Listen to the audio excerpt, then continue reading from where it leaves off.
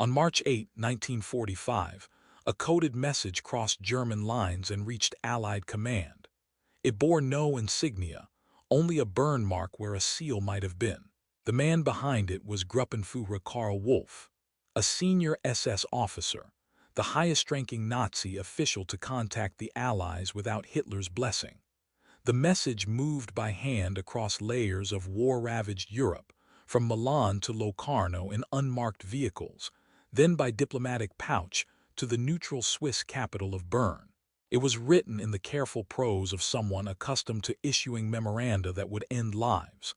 The ink was dark, the signature absent, but the identity could be inferred not from handwriting but from rank and access. The content was extraordinary. It conveyed that a senior commander of Germany's SS apparatus in Italy was offering direct talks on terms of surrender, bypassing standard diplomatic, military, and ideological chains of command.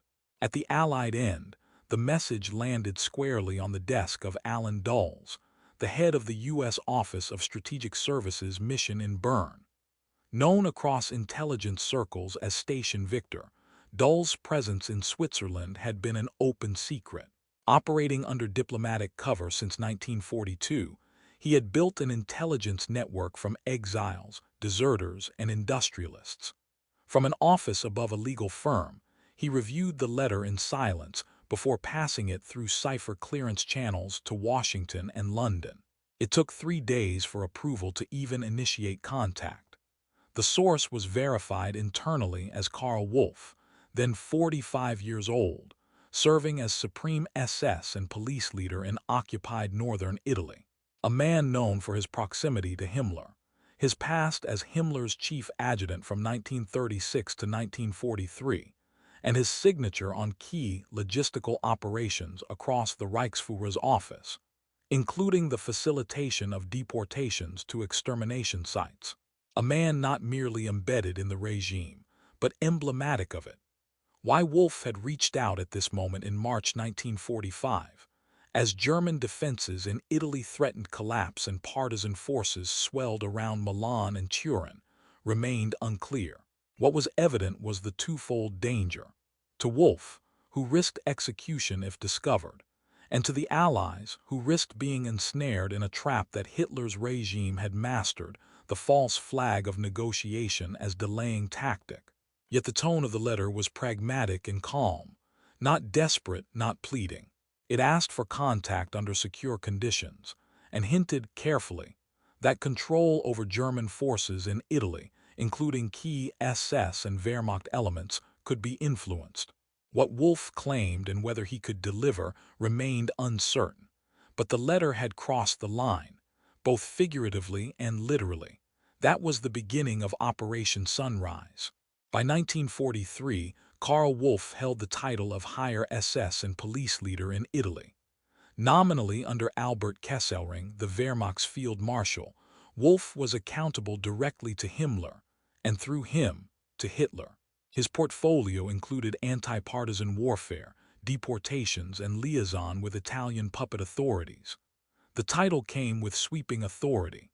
As Herr SSPF, or Herrhörer SS und Polizeiführer, Wolff oversaw all SS, SD, and Ordnungspolizei operations in the Italian theater. He was not just a bureaucratic functionary.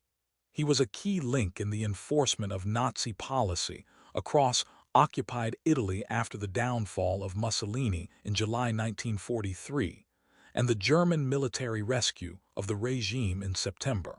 With the proclamation of the Italian Social Republic RSI, Wolff embedded SS structures into a fragile skeleton state propped up by German guns. While Wehrmacht forces handled conventional combat, Wolff's role was the surveillance, suppression, and elimination of internal dissent. By the fall of 1943, Italy had become a battlefield both literal and ideological. In the north, Nazi occupation was total. Trains moved through Brenner Pass with cargoes rarely inspected. Deportees from Milan's Platform 21, Jews arrested in Florence, hostages from Verona. From Gestapo offices established in cities like Trieste, Padua, and Genoa, lists were drawn, interrogations conducted, transports coordinated.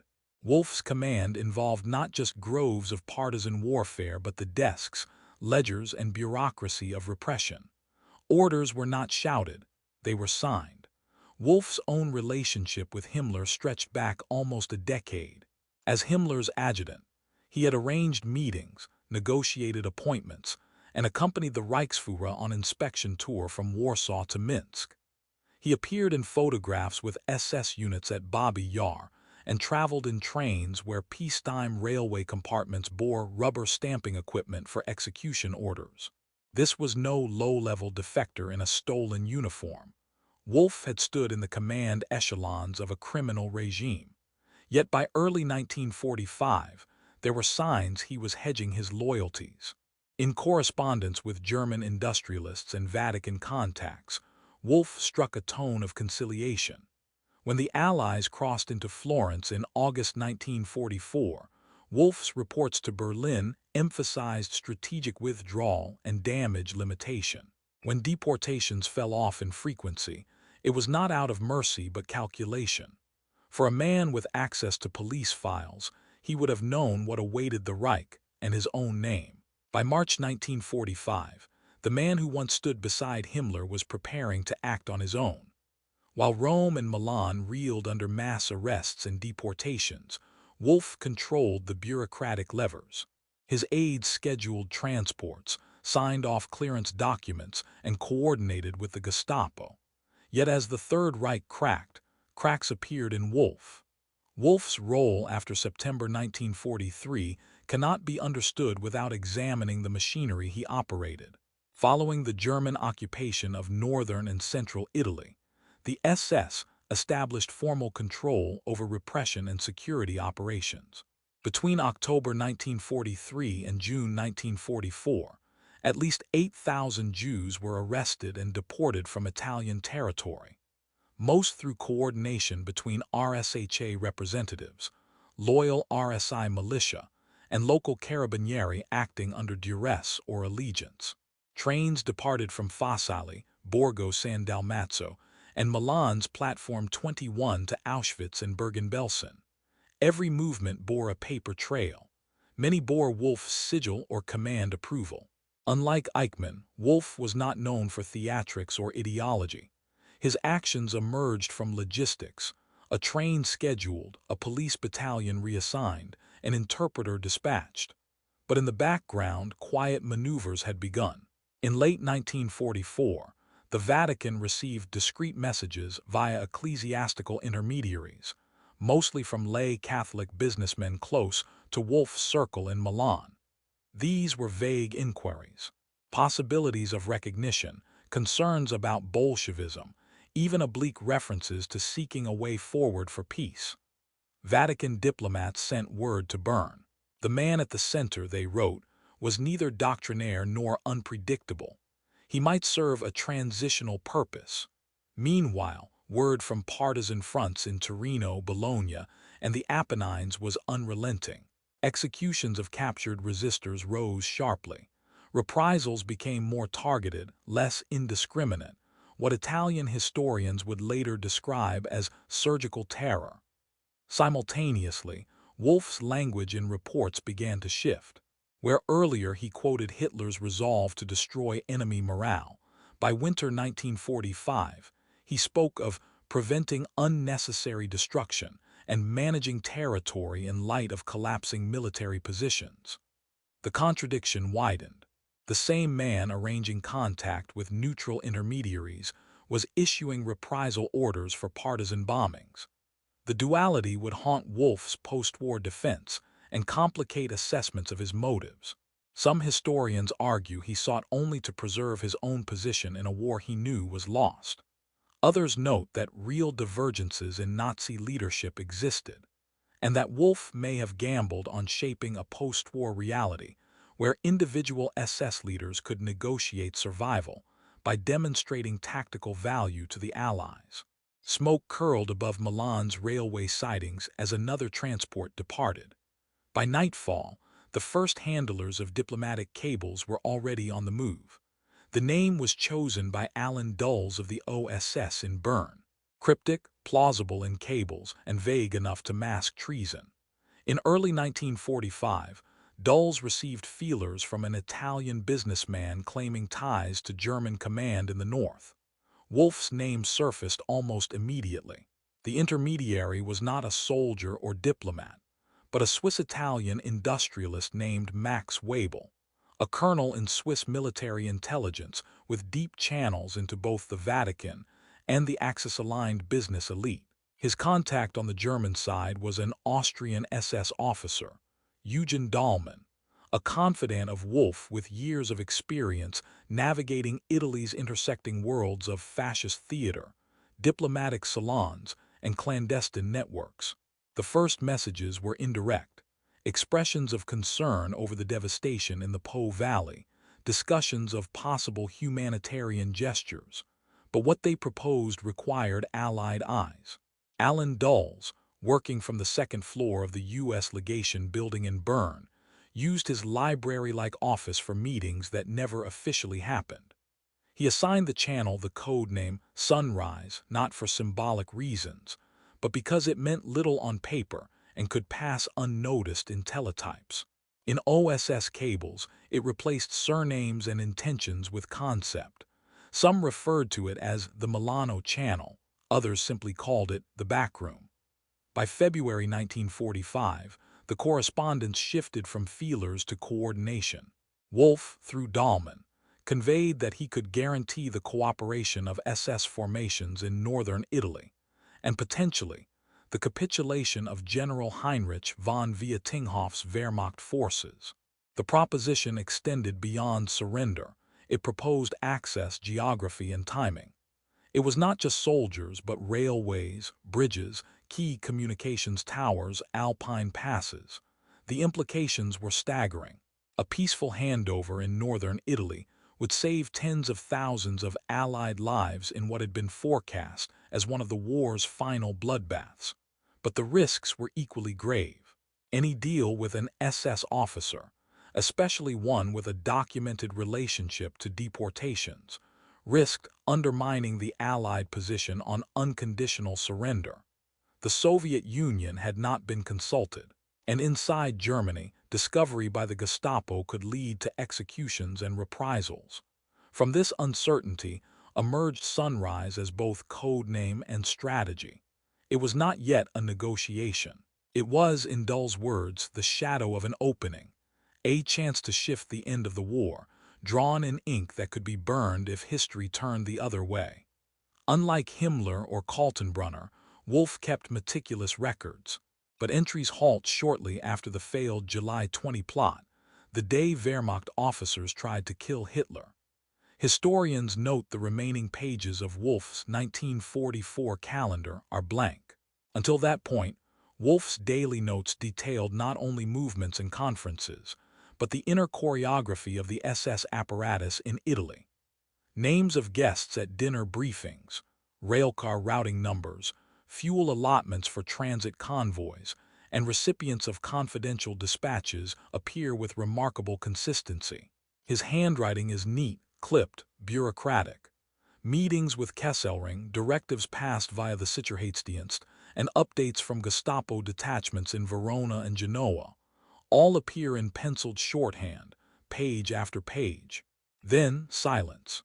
The July 20, 1944 assassination attempt on Adolf Hitler, led by Colonel Klaus von Stauffenberg, altered the internal dynamics of the Nazi state overnight.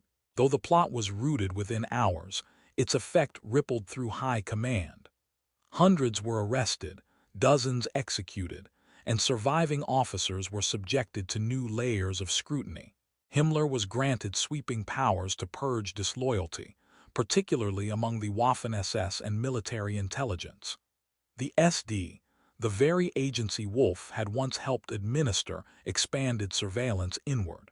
Wolff escaped formal suspicion, but his operational profile changed. His travel between cities was suddenly less predictable. Records suggest he declined at least 2 ceremonial events in September. Files that had once shown involvement in mid-level personnel appointments begin to thin. By October, his name appears less frequently in Berlin memoranda. Whether this was an intentional contraction or an imposed marginalization remains debated. At some point in late summer or early autumn, Wolff stopped writing his own notes altogether. OSS and post-war interrogators preserved photographs of his final 1944 pocket calendar, annotated until July, then abruptly vacant. For a man who had cultivated access through routine, who rose through the SS ranks by managing visibility, the absence is as revealing as any entry. Historians differ on the reason. Some suggest fear. That Wolff, aware of the Reich's tightening noose, deliberately left no traceable line. Others propose calculation, that he anticipated a reckoning and sought to curate his legacy. Whatever the cause, the gap marks a hinge point in Wolff's wartime trajectory. When a figure central to the Nazi machine began to recede from its inner orbit and quietly positioned himself for what might follow defeat. Behind a flower shop on Herrengasse in Bern, the OSS maintained one of its most critical listening posts. From there, Dulles and his staff scanned smuggled documents, vetted defectors, and waited. When Wolff's intermediaries confirmed he was offering a surrender, the channel opened. The corridor to Dulles' wartime office was narrow, lined with unswept parquet, and sealed behind a second, unmarked interior door. Beneath the hum of commercial signage above, a legitimate brokerage firm with Swiss license, the real work began. Staffed by fewer than 20 personnel, OSS Bern had become the hub of Allied intelligence in neutral Europe. Most of its work dealt with courier drops from France, monetary tracking, and monitoring Spain. But by early 1945, facing a disintegrating Reich, Dulles' attention turned solely to northern Italy. The first meeting was not official. Dulles met Eugen Dahlmann, acting as Wolff's emissary, in the Villa Eden near Ascona. No uniforms, no flags, no names recorded in formal logs. Dahlmann arrived with letters of intent and proposed a framework. Wolff was prepared to deliver a peaceful handover of German forces north of the Po Valley, contingent on security guarantees and assurances that Moscow would not be involved. The implication was clear. The surrender could happen quickly and with minimal bloodshed, but the arrangement would run outside Stalin's knowledge. Dulles agreed to explore the offer, but operated with considerable restraint. The OSS, though independent in theory, could not diverge from Allied high command doctrine, even under the camouflage of intelligence work. Any gesture resembling a separate peace was a landmine. Communications with London and Washington were guarded. The tone was clinical: confirm authority, test sincerity, avoid commitment. Security was constant. Meetings were scheduled irregularly, often relocated at the last moment based on Swiss surveillance reports or Gestapo presence near hotel entrances. Embedded German eyes in Bern were known to watch entrances to legations and key cafes. Each message from Wolff was analyzed twice, once for content, once for trap. Even silence had meaning. When days passed between transmissions, Bern's staff traced recent courier deaths in the Tyrol. The risk of betrayal ran parallel to the opportunity for breakthrough. Dulles knew what he was holding could save lives, or destroy trust between the Allies depending on what flickered across the wire next. Wolff had cast the line. The Swiss cell moved quietly to see if it could hold. After the Allied entry into Rome in June 1944, German lines retreated north to the Gothic Line. Wolff was now sitting astride a fractured Italy, part battlefield, part occupation zone. His authority over the Waffen-SS, Gestapo, and SD in the region gave him wide leeway. As Kesselring's armies reorganized their defenses along the Apennines, Wolff's role was no longer confined to counterinsurgency. He became, in effect, the administrative governor of the Nazi occupation north of the Arno. His headquarters moved to the Villa Carpena near Brescia, a location insulated by loyal Italian blackshirt elements and easy access to the German military radio net. From this position, Wolff executed dual control. suppressing partisan activity in Liguria and Emilia-Romagna, while simultaneously maintaining lines of communication with industrial backers in Milan, civilian fascist functionaries, and select Vatican intermediaries reaching toward Switzerland. Meanwhile, reprisal policy intensified. For each partisan attack on railways or convoys, German directives, often co-signed by Wolff's adjutants, prescribed retaliatory executions of civilians. Ratios of 10-1 or 20-1 were common.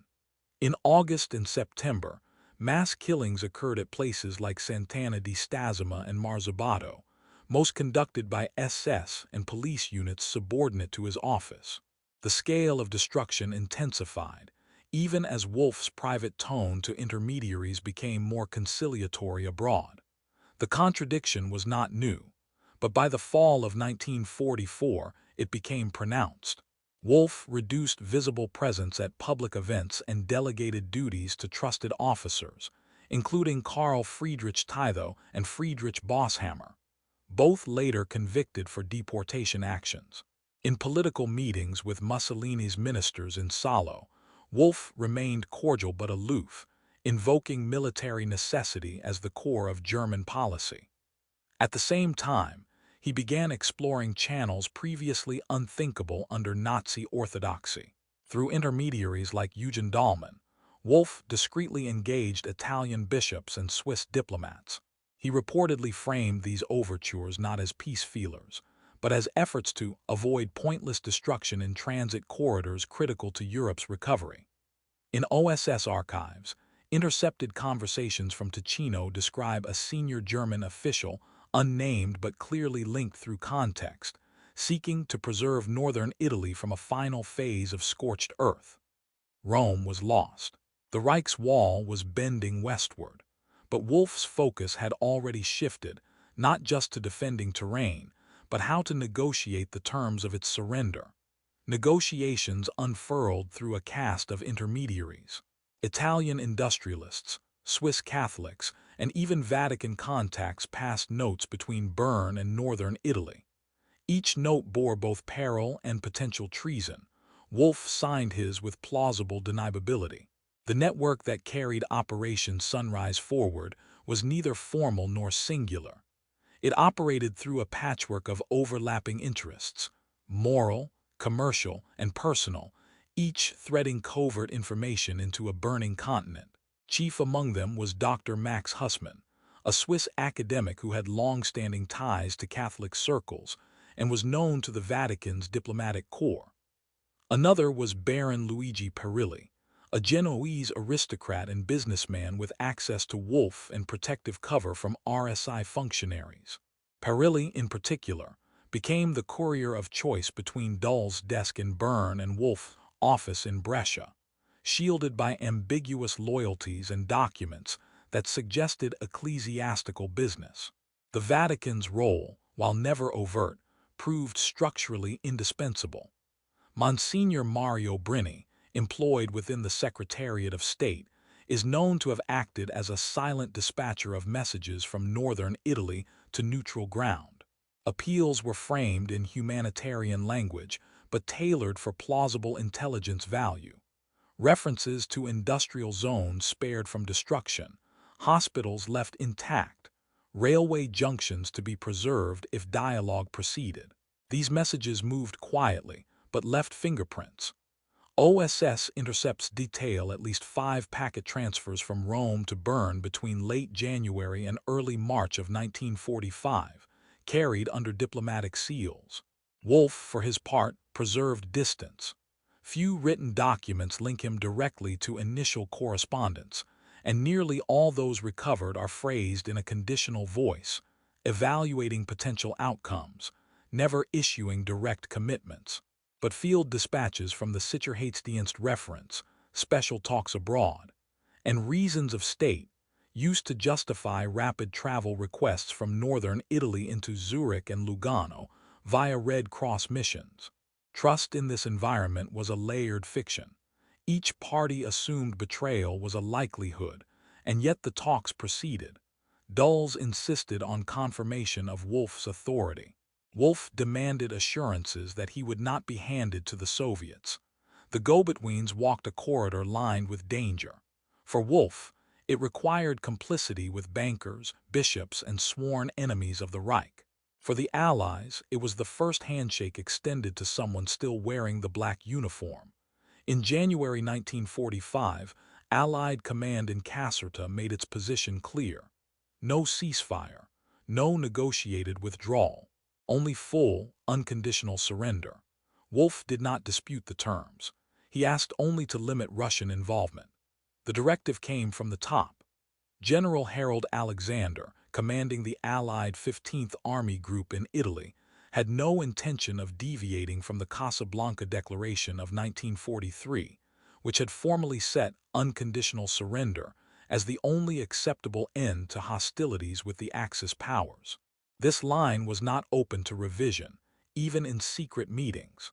Nevertheless, Allen Dulles in Bern continued to field communications from Wolff's intermediaries, each new message floating small revisions or hesitations, not to demand better terms, but to shape the ground on which those terms would fall. Wolff, through Eugen Dahlmann and Italian contact Baron Perilli, framed his concern carefully. He did not seek protection for himself, or at least did not say so outright, but rather argued that Soviet involvement in northern Italy would complicate an otherwise clean transfer of authority and possibly delay capitulation. This point, while self-serving, was not entirely inaccurate. As the Red Army surged through Central Europe, pushing toward Berlin, SS officers across Western fronts feared that surrendering to the Soviets would mean annihilation. Wolff's proposal, dressed as a gesture toward orderly transition, was in fact a containment bid. End the war in Italy quickly, keep Soviet forces east of the Alps. Caserta's answer, relayed in February through Dulles and confirmed again in March, remained unambiguous. No sectoral arrangements, no zone-specific concessions. If Wolff truly spoke for the German command in Italy, he would have to deliver a complete stand-down Waffen-SS, Wehrmacht police units, Luftwaffe remnants, under regular Allied oversight. That meant surrendering to Western command, recognizing Supreme Headquarters Allied Expeditionary Force chief authority, and accepting occupation without preconditions or guarantees. Wolff did not withdraw from the Channel. Instead, he adjusted his language. Notes from Dahlmann shifted into the language of coordination. Reports from OSS Bern mention that Dulles began drafting outlines for surrender logistics, including rail line access around Como and Pavia. The framework was taking shape, on Allied terms. What remained was to test whether Wolff could truly deliver what he claimed to control: the surrender of German forces in the Italian theater without a shot. By February, OSS communications labeled the backchannel Sunrise. The risks were immense. German retaliation against any officer suspected of negotiation meant death. Yet Wolff not only persisted, he offered to bring all Axis forces in northern Italy to a stand-down. The green light did not come in a single signal. It was a mosaic of cautious confirmations. Several layers of approval were required, from Allen Dulles in Bern to Supreme Headquarters Allied Expeditionary Force chief, and further up the Allied chain. Reports from Dulles' office were relayed through Army G2 intelligence channels, tagged as Sunrise material, and reviewed in strict secrecy by General Bedell Smith and General Eisenhower's political advisors. The strategic case was simple. A clean surrender in the Italian theater could save tens of thousands of lives, prevent the demolition of northern cities, and free up entire divisions for final operations in Austria and southern Germany. But hidden beneath the military benefits were political dangers.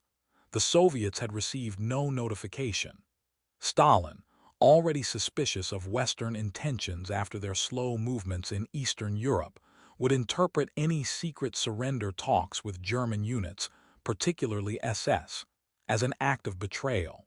U.S. State Department officials worried that even indirect engagement with a figure like Karl Wolff, known to be personally close to Heinrich Himmler, might be seen as laying the groundwork for a separate peace. The British, though aligned in the tactical need, insisted the talks remain under Allied command, not OSS sole discretion. Still, Wolff insisted he could deliver results. Through his liaison channels, specifically Eugen Dahlmann and Baron Perilli, he laid out concrete proposals: the stand-down of Wehrmacht formations north of the Po River, the handing over of Milan, Verona, and Brescia without sabotage or resistance, and the protection of Alpine transit routes for advancing Allied columns. He offered to neutralize any Nazi diehards in the region, including SS Commander Otto Skorzeny's cells operating in the Brenner Corridor. To verify this bold claim, Dulles requested proof of authority. Days later, Wolff relayed high-level Wehrmacht communications linked to General Heinrich von Vietinghoff's staff, enough to suggest coordination was genuine. According to OSS transcripts, Wolff conveyed an urgent desire to prevent pointless bloodshed. It was a calculated phrase, but one that worked.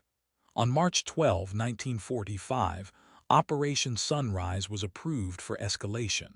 The silent defection of an SS general now had Allied sanction to proceed. By March 1945, Wolff's secret was still safe. He maintained daily reports to Berlin. The tone became more defensive, dealing with partisan sabotage and Allied advances. But behind his official cables, more messages traveled in diplomatic pouches to Bern. The illusion held because Wolff continued to perform the outward duties of his post. Gestapo and SD reports from Milan, Verona, and Trieste still bore his authorization code. Directives were issued in the proper form, dated, stamped, framed in the language of continuity. To SS headquarters in Berlin, Wolff appeared loyal, even if no longer central. Kaltenbrunner, overseeing the Reich Main Security Office Arschau, received these updates with no clear sign of suspicion. Communication between command levels had frayed by this point in the war, with delays of days or even weeks. Wolff understood this vacuum and worked within it. The German internal threat to Operation Sunrise came not from centralized intelligence, but from factional watchers. The Sicherheitsdienst SD, Himmler's intelligence division, continued to filter his correspondence. Yet in March 1945, with Berlin under bombardment and the Eastern Front collapsing, SD priority lists shifted elsewhere. Surveillance units deployed to monitor the Wehrmacht's eastern retreats, while the Italian front lost political visibility. Wolff's reports, couched in conventional categories like rail disruption, civilian reprisals, or street unrest, attracted no alarm. What Wolff concealed was vast. At least 4 handwritten communiques, disguised within ecclesiastical dispatches and routed via Swiss diplomatic bags, departed northern Italy in the 30 days before Palm Sunday. Each carried updates for Alan Dulles: troop numbers near Trento, minefield locations along the Adige, observation posts near the Brenner Pass, and suggestions for where and how Allied units could advance with minimal resistance. These were not simply peace feelers. They were battlefield intelligence from an enemy officer still in command.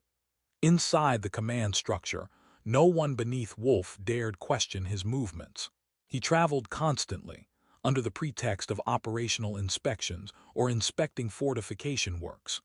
OSS notes from Bern mention that his car was tracked entering Lugano at least twice in mid-March under humanitarian clearance, a thin veil provided by Red Cross assistance credentials. The Reich was collapsing under the weight of its own momentum. That Wolff could maneuver beneath Hitler's gaze speaks not to loyalty, but to how porous that gaze had become. In the final spring of the war, even betrayal traveled in sealed pouches marked urgent.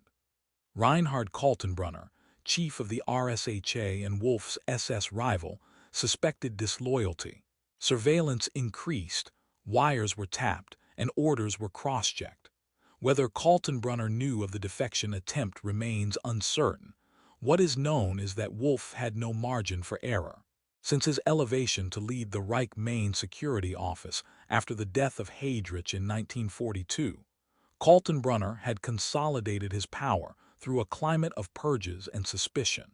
He distrusted Wolff from the beginning, seeing him as a relic of the earlier SS elite, someone with too many aristocratic contacts and too few ideological convictions. By 1945, as the Reich fractured under Allied pressure, Kaltenbrunner's focus turned increasingly toward internal control. His office received anonymous tips, unexplained gaps in communications, and vague references to unnatural movements between German units and Swiss territory. Wolff's name appeared more frequently in reports categorized under political unreliability. To neutralize dissent, Kaltenbrunner revived internal monitoring protocols long used against conspirators. An SD unit was reactivated in Verona, nominally to monitor partisan infiltration, but in practice tasked with observing Wolff's adjutants. Internal communiques were flagged. Calls logged by field headquarters in Brescia and Trento were recorded on carbon copy triplicates, with one routed back to Berlin. Unfamiliar liaison officers began appearing in conference rosters. Documents show that several junior staff members in Wolff's command grew uneasy. 1. An SS Obersturmführer, later interrogated by Allied forces, described a period of locked doors and missing folders in the Brescia command post around mid-March. There is no surviving evidence that Kaltenbrunner possessed definitive proof of Wolff's contact with the OSS, but small protective decisions suggest that Wolff believed discovery was imminent. His circle of trust narrowed. Communications with the Vatican, previously facilitated indirectly through multiple intermediaries, were now moved through Eugen Dahlmann only. Office routines became more mobile. Meetings were held in transit, over car rides, in guarded villas, sometimes aboard trains commandeered under medical travel permits. What spared him was timing. By March 1945, Kaltenbrunner was more occupied with securing his own survival, organizing the removal of RSHA archives to Alpine bunkers, and preparing personal escape routes into Austria. With Berlin under air raid, internal rivalry became a secondary priority. Wolff walked a wire, exposed yet unchallenged, not because he was safe, but because the Reich around him was already burning. In a system built on betrayal, his gamble was to betray first and quietly. On March 8, Wolff took his greatest risk. He crossed into neutral Switzerland using a Red Cross-approved convoy. Arriving at a villa under heavy guard, he met Alan Dulles face to face. The room was curtained, the blinds shut. The conversation would alter the closing chapter of the war in Italy. The villa outside Bern had been carefully selected. Owned by a Swiss industrialist with Allied sympathies, it stood on the edge of a wooded slope outside the city's diplomatic quarter. The location allowed maximum discretion, close enough for OSS field teams to secure, but far enough from official channels to permit deniability. Wolff was received under the pretext of medical evaluation, a fiction constructed with the help of the International Committee of the Red Cross. In uniform but unarmed, his arrival was recorded under a false name in guest logs. Swiss border officials, instructed via back-channel coordination, allowed passage without inspection. OSS surveillance logs from that week describe attention quiet. Dulles entered the villa accompanied by only 2 aides. Additional OSS personnel remained outside, monitoring local traffic, while plainclothes agents from Swiss military intelligence observed from a second-floor window. They were looking not merely for Gestapo infiltration, but for assassination. What was said behind closed doors can be pieced together through coded OSS reports and post-war testimony. Wolff, characteristically composed, opened the meeting by confirming that he had command alignment from key Wehrmacht figures in northern Italy, including General Heinrich von Vietinghoff and SS-Gruppenführer Heinz Harmel of the 16th SS Panzergrenadier Division. He offered no formal documents, only verbal assurances. He stressed his aim was pragmatic, to prevent catastrophic destruction in northern Italy, to forestall unnecessary civilian suffering, and, as he put it, to preserve the future.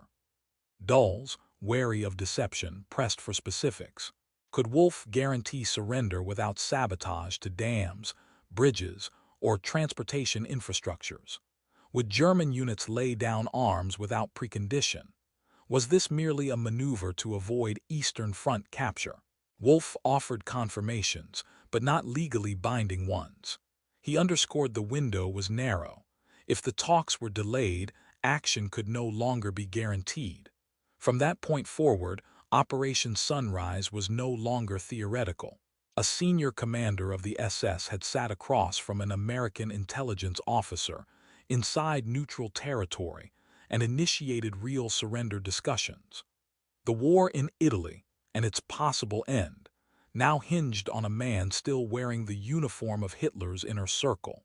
Despite Wolff's willingness, the surrender stalled.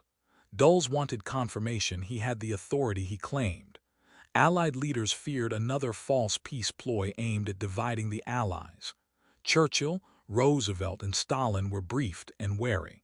The groundwork had been laid with risk, but execution now required certainty. Since the March 8 meeting at the villa near Bern, Dulles had transmitted encoded updates detailing Wolff's offers and behavior to SHAEF and Washington. His reports stressed promise, but also ambiguity. Wolff had spoken fluently, had identified divisions and routes, but had yet to provide written orders signed by Oberbefehlshaber Südwest, the formal commander of German forces in Italy, General Heinrich von Vietinghoff. Until such documents were delivered, Dulles could not push surrender terms forward. This delay had precedent. In both world wars, the German general staff had explored deceptive surrenders to stall advances and sow discord. Allied planners feared Wolff might be acting alone, or worse, as part of a double operation to split the Western Allies from the Soviets. That possibility became more pronounced when Dulles, bypassing normal diplomatic channels, briefed both British intelligence and select American diplomatic officers while withholding early details from Moscow. The decision reflected not treachery, but urgency, the concern that Stalin would preemptively deploy Soviet forces south if the plan wasn't tightly controlled. In reality, the Allied High Command was now stuck in a balancing act. They needed to verify Wolff's control without conceding legitimacy to any SS officer. Behind closed doors, British Foreign Office officials debated whether negotiations should continue at all. The Americans, especially in intelligence, saw a rare opportunity to collapse an entire German theater. Meanwhile, Dulles pushed Wolff to produce his proof: a signed order, a message from Vietinghoff himself, a teleprinter confirmation from Bologna to Milan. Wolff's reply was always similar: not yet, but soon, if you hold the line open. It wasn't trust that kept the line alive. It was timing. In northern Italy, German units were stretched thin, morale eroding, discipline fracturing. And in Milan, the partisans were preparing for a rising of their own. Every day the talks dragged on. Pressure grew on both sides of the line. What looked like hesitation was actually the prelude to a gamble. The Allies would wait just a little longer to see if Wolff was bluffing. The Soviet Union reacted with fury. On March 22, 1945, Stalin accused the Allies of secretly negotiating a separate peace. The charge was not entirely false. Operation Sunrise had indeed been hidden from Moscow. But the aim, Dulles claimed, was military economy, not betrayal. In a sharply worded cable to Roosevelt, Stalin cited intelligence from Soviet sources in Switzerland, indicating ongoing back-channel talks between the OSS and the SS. He named Karl Wolff directly and denounced the negotiations as a violation of Allied solidarity. The Soviet leader suspected, not without cause, that the Western Allies were attempting to secure Germany's surrender in the West while leaving the Soviet Union to continue its brutal advance toward Berlin alone. The political undertone was clear. In Stalin's eyes, This was Munich all over again, but with Washington and London instead of Paris. Roosevelt, weakened by illness and approaching the end of his presidency, attempted to soothe the Soviet premier. He assured Stalin that no separate peace was being sought, and that unconditional surrender remained the cornerstone of Allied policy. Churchill, more cautious but equally unsettled, sent his own message emphasizing that no agreements had been finalized, and no Allied territory had negotiated in bad faith. But neither Roosevelt nor Churchill could deny that talks with Wolff had taken place, nor that Moscow had been excluded. From Dulles' perspective in Bern, the situation had become diplomatically volatile. Operation Sunrise, though still informal, now threatened to rupture the fragile unity between the Allies just weeks before Germany's collapse. OSS cables began passing through tighter filters. Coordination between SHAEF and Washington accelerated. Reports from Moscow indicated that the Soviet General Staff was aware and furious, not only about the talks, but about their strategic implications. Allied victory was no longer merely a matter of military force, but of perception. To mitigate the damage, further Sunrise meetings were delayed throughout late March. Dulles adjusted the language of his communiques, avoiding references to negotiation or terms, instead framing the exchanges as exploratory contacts intended to minimize destruction in the Po Valley. Wolff, for his part, continued to press for speed. With each day, German control in northern Italy weakened, and his position, legal, military, political, grew more untenable. In the game of end-stage diplomacy, the clock had become the enemy, and Stalin was now watching every tick. Not all German commanders in Italy agreed with Wolff. General Heinrich von Vietinghoff hesitated to fully commit without order from OKW. Wolff, however, had a weapon, loyalty from SS units along the Brenner Pass, and control of internal communications. By early April 1945, the German command structure in northern Italy resembled a fractured state more than a unified army group. Von Vietinghoff, nominally commander-in-chief of Army Group C, maintained formal loyalty to Berlin and the Oberkommando der Wehrmacht, Aqua. His concern was not ideological but procedural. Any unilateral surrender could be deemed treason, and without written authorization from Field Marshal Kesselring or Führer headquarters, he was exposed. Wolff, pressing him through informal envoys and telephone intermediaries, faced growing resistance cloaked in military formality. Vietinghoff's chief of staff, General Hans Roediger, was equally hesitant. A career officer with close ties to Wehrmacht doctrine, Roediger argued that surrender must come either from Berlin or through proper negotiating channels, which meant, in effect, never.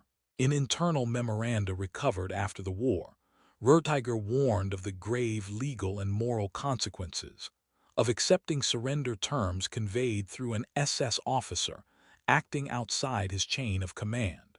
But while Wehrmacht officers debated policy, SS formations were positioned to act. Wolff retained direct operational influence over Polizeiregiment Bozen, anti-partisan SS troops in the Veneto, and key intelligence liaison units stationed near the Brenner Pass and Lake Garda. Communications between these units and their higher commands passed through encrypted SS networks, which Wolff still controlled. Even as Army Group C hedged, reports from OSS Bern indicate that several SS battalions had received informal stand-down instructions contingent on Allied landings north of the Po.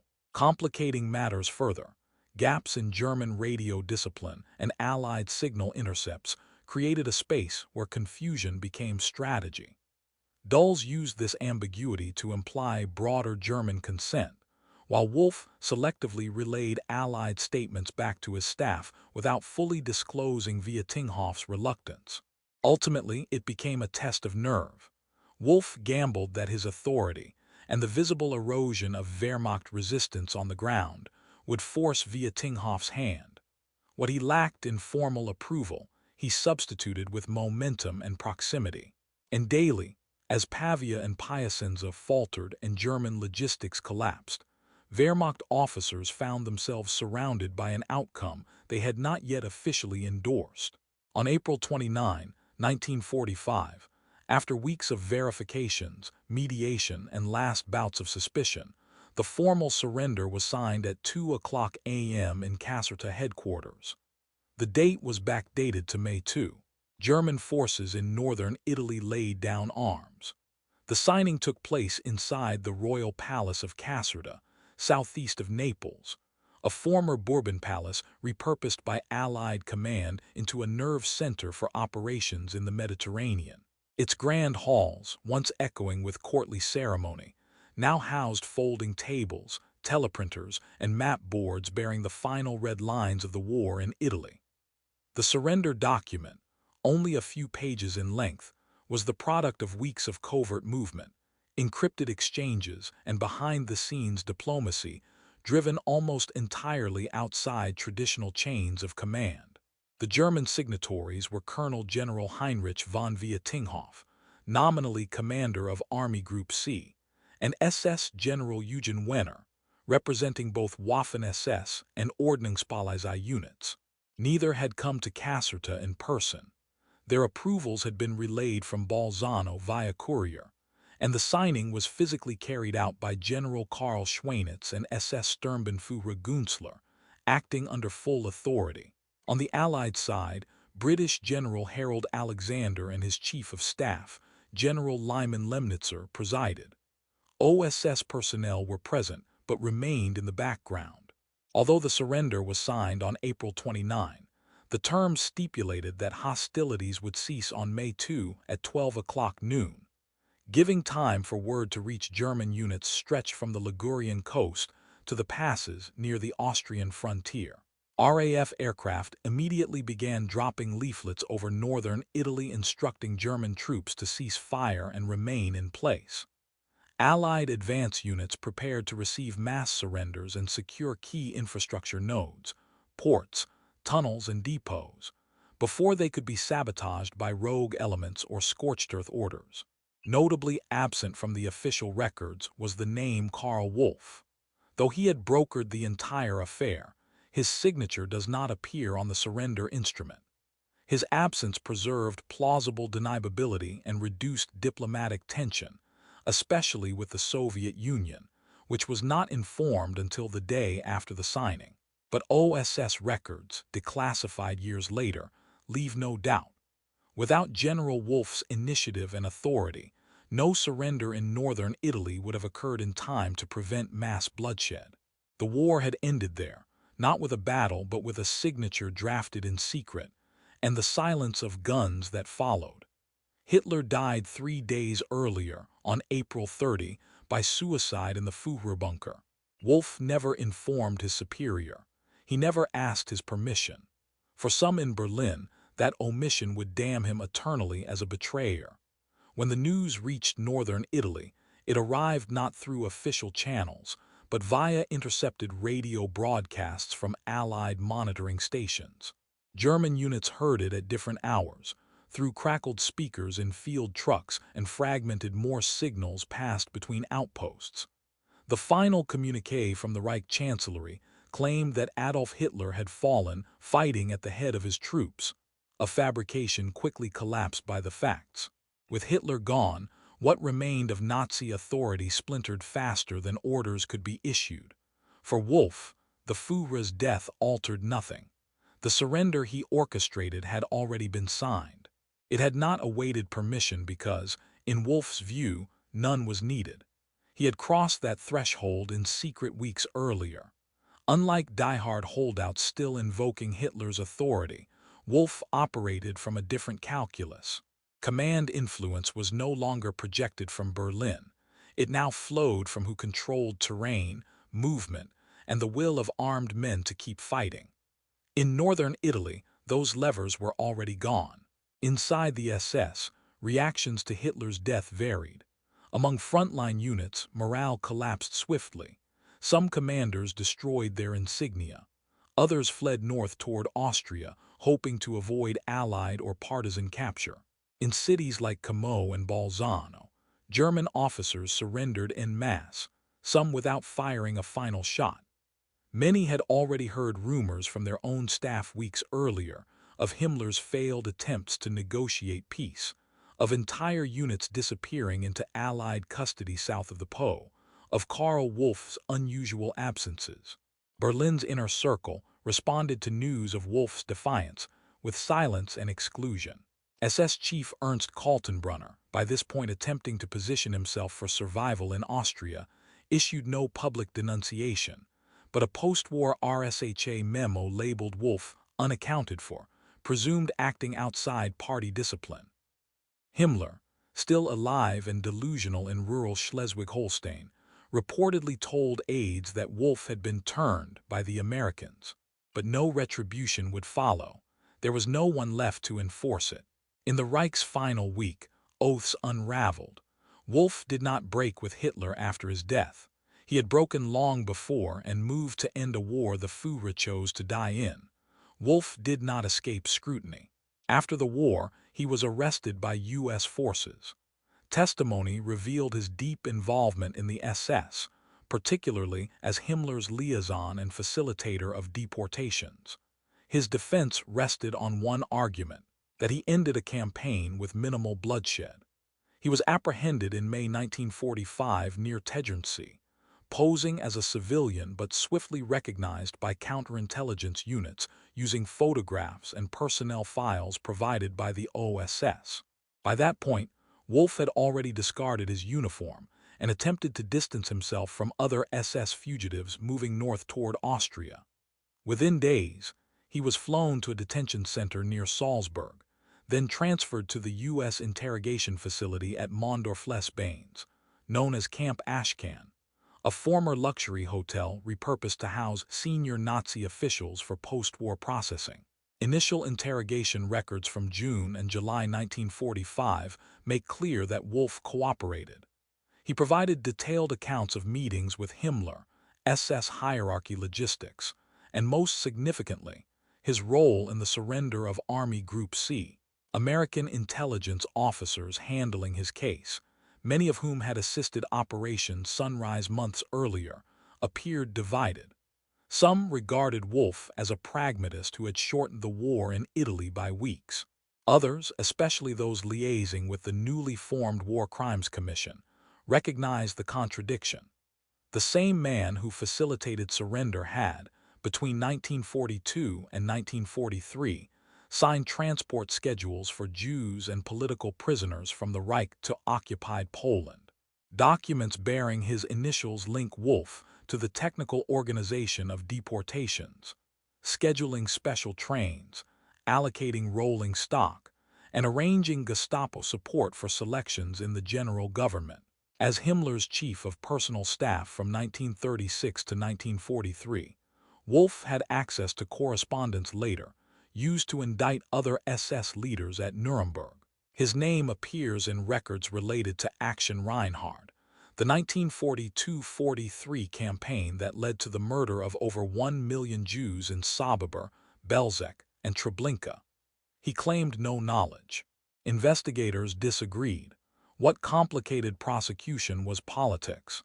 British and American authorities, aware of Wolff's role in facilitating German surrender in the north, were reluctant to place him in the same category as men like Kaltenbrunner or Eichmann. In 1949, Wolff was released without formal charges. It would take nearly a decade before German prosecutors would summon him again, not as a witness but as a defendant. Wolff served 6 years in prison. He died in 1984, largely unrepentant but never fully rehabilitated. Historians debate whether his defection was conscience, calculation, or opportunism. What is certain? Wolff remains the highest-ranking SS officer to break unilaterally from Hitler and surrender on his own terms. His post-war trajectory unfolded in fits. Released in 1949 under a denazification ruling that categorized him as a lesser offender, largely because Allied files highlighted Operation Sunrise, Wolff re-emerged into a West Germany determined to move past ruin. He worked briefly in advertising, drafted memoir fragments for periodicals, and granted carefully staged interviews in which he portrayed himself as a soldier forced by circumstance to choose a humanitarian exit. Survivors of the Italian deportations recoiled. Jewish organizations lobbied German courts to reopen investigations. In 1962, Munich prosecutors finally brought formal charges tied to transports from the Warsaw Ghetto and selections at Treblinka. Court transcripts reveal Wolff's composure never faltered. He cited military necessity, bureaucratic distance, and his role in the Italian surrender as mitigating context. Convicted of aiding and abetting murder in at least 300,000 cases, he received a 15-year sentence. Medical petitions, bolstered by letters from former OSS officers, led to early release in 1974. The contradiction solidified. The man whose secret talks arguably saved northern Italy from last-minute devastation also enabled one of the largest systems of mass murder in history. German historians coined the phrase Wolff paradox to describe the duality, noting that his life demonstrates how pragmatic self-preservation can masquerade as moral reckoning. Wolff spent his final decade in an Alpine village near Rosenheim, issuing occasional statements against what he called Victor's justice. He attended veterans' gatherings, spoke at niche publishers' events, and maintained correspondence with ex-SS comrades who praised Sunrise as proof that senior Nazis could act rationally independent of Hitler. His detractors countered that Sunrise delayed accountability, granting Wolff years of liberty denied to his victims. Archival releases through the 1990s, OSS cables, Vatican memoranda, Swiss police files, added nuance but little absolution. In military annals, Operation Sunrise stands as a case study in clandestine diplomacy. In Holocaust studies, Wolff's earlier signatures remain stark evidence of systematic crime. He died on July 17, 1984, buried with modest honors in a local cemetery, neither celebrated nor entirely condemned by the nation he once served. A general without a nation, his legacy is a cautionary ledger, decisive in ending one pocket of war, indelibly complicit in a larger atrocity that no late-war surrender could erase.